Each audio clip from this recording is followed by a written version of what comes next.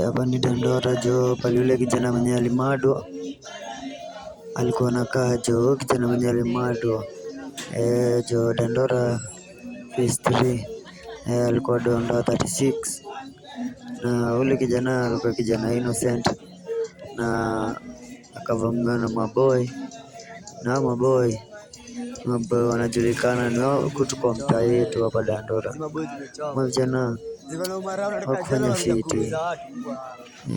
Huyo kijana alikuwa donda alikuwa ameendea maziwa na keki jo kwa duka jo.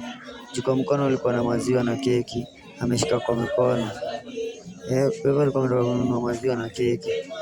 Akapatana na maboys wakamfanya mbaya, lakini si mnasema aje, sipo ati vijana kao jo na kama wanatuharibia, wanatuchomea tu mtaa yetu ya Dandora, tukiomba gava yetu ya Kenya ichukue sheria na sheria ichukue sheria juu justice kwa hiyo kijana wetu wa 36 lazima ipatikane jo. Kijana jo tunamwombea justice jo, wenye alifanyia kitendo washikwe wote, wekwe ndani, na tunaomba sana tu kijana apate justice. Alikuwa donda jo, ni donda 36.